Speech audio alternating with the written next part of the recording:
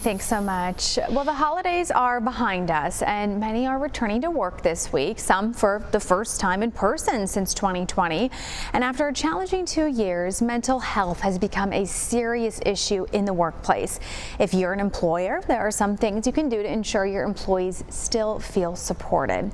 To tell us more this morning, I'd like to welcome Brittany Todd joining us live. You may remember her. She's a licensed clinical mental health counselor with B-Balance Counseling in Winston-Salem. Brittany, good morning. Great to have you.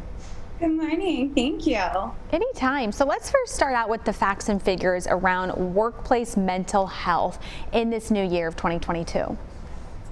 Yes, so there's a lot going on right now. You just mentioned a lot of people headed back to the office. A lot of those people that were headed back to the office are now not going back to the office. I talked to some people yesterday who now they're going straight back to virtual at home and are really discouraged. So, employers have a lot of concerns on this. Recent studies that came out towards the end of last year have reported that 87% of employers have concerns about their employees' mental health and well-being. Over 50% of employees have reported feeling defeated, burned out, and having little to no interest in things that they used to enjoy. So what can employers do to then support their employees, whether they're at home or virtual, to improve their mental health, Brittany? So there's so many options, and I think that we're very stressed out about COVID and trying to navigate these things that we've put mental health and those programs on the back burner. So first things first is bringing that to the very forefront of everyone's mind and coming up with a plan. We know it's a problem. We know our employees are mentally exhausted. This is taking a negative toll on their health and on their mental health. So what do? We reach out, we get our resources, we get EAPs and process, see if we could add a little bit more mental health support to the programs that, that the company or organization is running.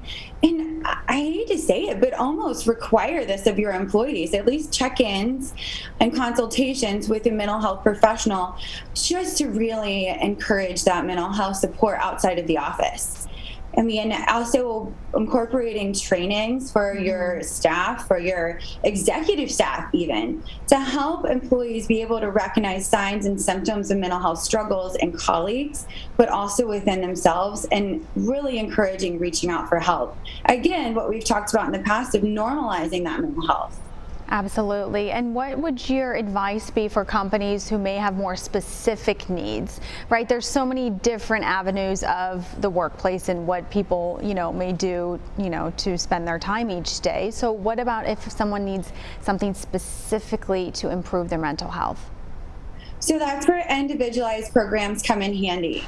And handy just being like not the best word for that, I guess, but something that really speaks to the company itself, as if you're saying, for example, my practice designs a workplace wellness program for the company and organization and their needs. So if they are straight virtual, then everything needs to be virtual telehealth, virtual trainings.